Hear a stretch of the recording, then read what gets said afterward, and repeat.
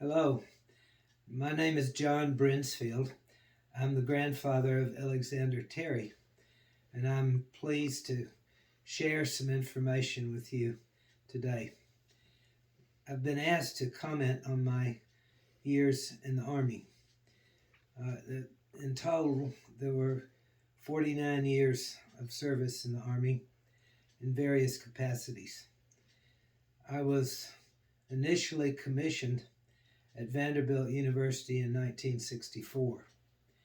I went into the Army Reserves and I served at places like Fort Stewart, Georgia, Fort Drum, New York, Fort Hamilton, New York, and Camp A.P. Hill in Virginia. After that period of time in 1974, I came on active duty in the Army and I spent 28 years on active duty. I'd like to share some thoughts about that active duty period. I had not planned on going into the Army as a career. When I was a kid growing up, my parents sent me to a military school. We did a lot of drilling, and I thought when I graduated from that military high school that I would not go back into the Army. But my stepfather told me I should do that. I should get enrolled in ROTC because there would be another war. There's always another war in American history. And if you have to go to war, it's better to be an officer than an enlisted man. So I took his advice. I enrolled in the Vanderbilt ROTC, and I was commissioned a second lieutenant in Army Intelligence. Eventually, I was transferred over to the Chaplain Corps, and that's where my main effort was expended. The Army that I went into in 1974 was a wounded Army because it had just come back from Vietnam, which was interpreted at that time to be a humiliating defeat, a defeat for the Army and a defeat for the country. Even more so in 1975 when Saigon fell to the North Vietnamese Army. So many of the soldiers who were on duty in 1974 and 75 were unhappy and wanted to get out of the service as soon as they could finish their enlistment. My job as a chaplain was to try to counsel these young men and women and to get them to finish their enlistment, get an honorable discharge, which would help them in the civilian sector. I think the first year I was on active duty, I was with the 3rd Armored Cavalry Regiment in Fort Bliss, Texas. The 3rd Armored Cavalry Regiment was a combat unit that did maneuvers at White Sands, New Mexico, and in West Texas. It was basically a armor unit with tanks and motorized and armored vehicles. In other words, we didn't walk anywhere. We always got a ride. But as an illustration of how many people were unhappy, my first year there, I had 800 counselees who came to my office to talk about various problems they were having in the Army or a fast way to get out of the Army. So I was very busy, not only with counseling, but assisting with leading worship services and going to the field to see soldiers there. There were several incidents that were embedded in my mind at that time. One was when I got a call to go to a hospital on base and see 2 soldiers who had shot each other. They had gotten into a disagreement in a bar in El Paso, and one had shot the other one, and then the first one had gotten shot himself. When I got to the trauma unit, the nurse told me that they were both hooked up to the same machine. Well, I went over to see them. One soldier was asleep. The other one was trying not to go to sleep because he was afraid the first soldier would unplug his machine. I told him not to worry about it because they were both plugged up to the same machine.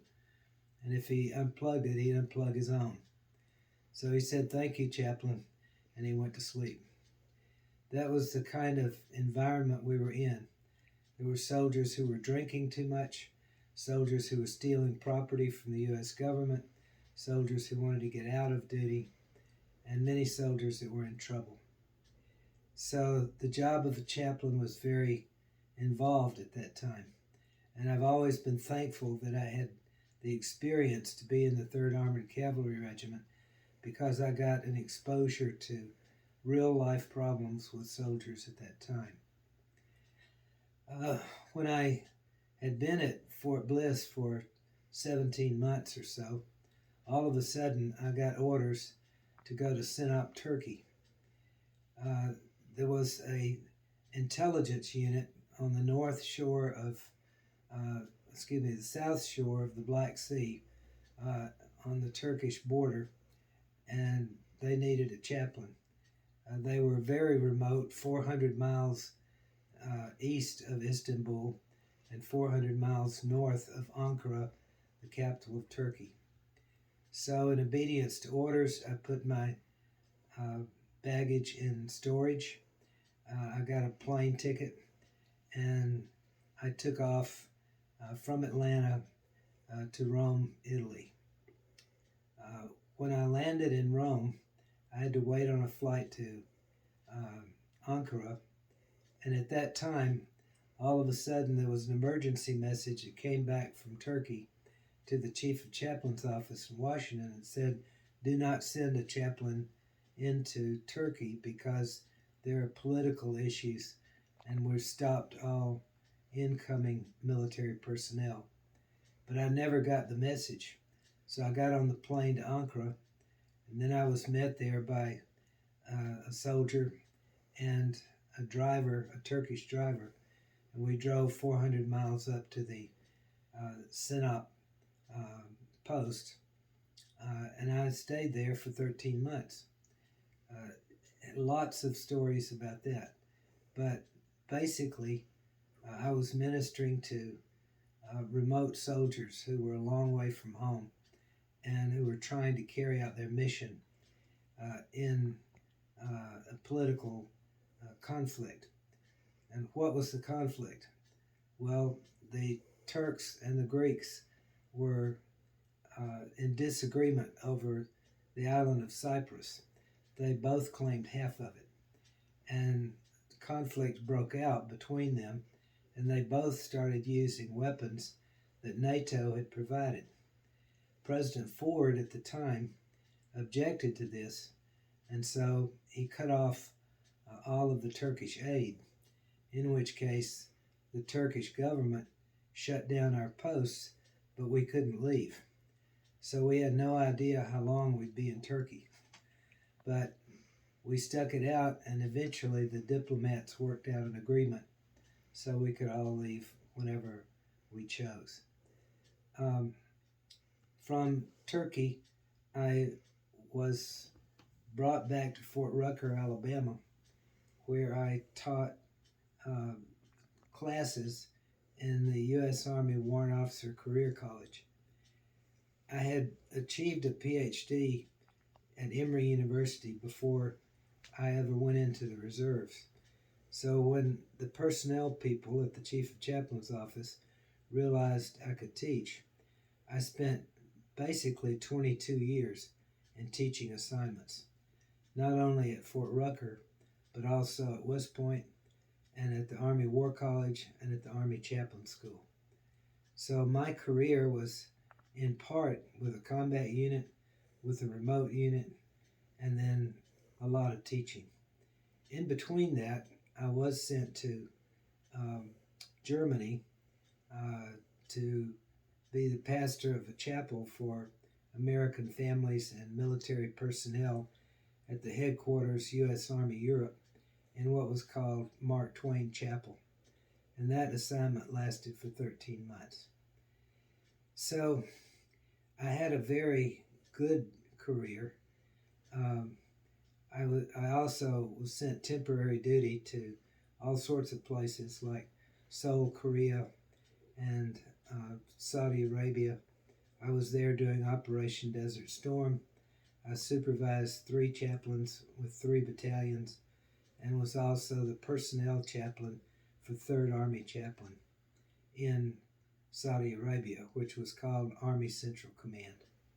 During that time, I met General Schwarzkopf, and shortly after that, going to West Point, I met General Westmoreland, who had been the commander in Vietnam.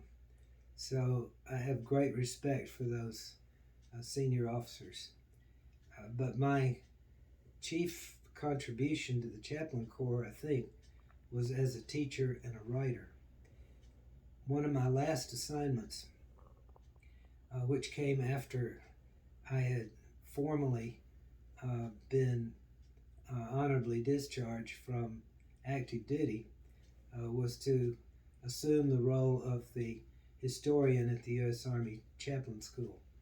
And as the historian, I taught basic chaplain courses, advanced chaplain courses, and senior chaplain courses. And in addition to those, I took staff rides to Charleston and to other places that were connected to American history. But I also had to write a history of the chaplaincy, and I wrote 4 volumes of history while I was there. There was the first volume, which was Encouraging Faith, Supporting Soldiers, U.S. Army Chaplain Corps, 1975 to 95. It was a little bit over 800 pages in length, and that was published by the Office of the Chief of Chaplains. The second little book I wrote, little being in quotation marks, was a history of chaplain responses immediately after 9/11. And I was sent up there to interview the chaplains who were instrumental in all of that. And I wrote a book on that, which contained a great deal of technical information about who responded and what time of day and all of that to the attacks on both the Pentagon and to the New York World Trade Center. The third book that I wrote was a history of the administration of Chaplain Major General Hicks, who was Chief of Chaplains, and that involved a good deal of work with chaplains who had been assigned to Afghanistan and to Iraq. And the fourth volume was a history of the administration of Chaplain Major General Doug Carver, and that was another 600-page book. So all in all, I had probably close to 3,000 pages of Army Chaplain Corps history.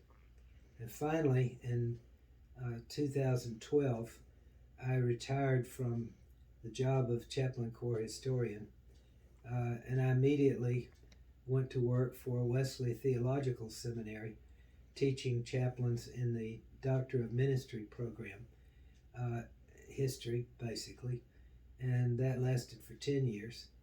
And then when I finished that, I joined the board of the U.S. Army Chaplain Corps Regimental Association, and my job in that has been to track down chaplains all over the country to give encouragement to their families.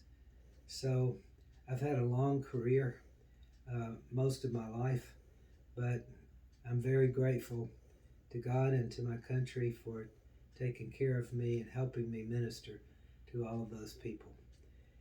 I would encourage all of you who are thinking about a military career to remember that you don't have to give but about 3 years of your life to serve your country. But if you do that, you'll get many benefits, not just money, although right now you'll get a lot of money, but you will also have the privilege of serving and being recognized as a veteran of one of our forces.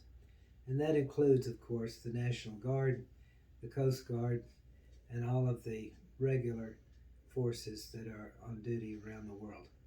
So thank you for listening, and I hope you have a great day celebrating the freedom that we have and likewise recognizing the thousands, if not millions, of service members who have worked and served around the world so that we could be free.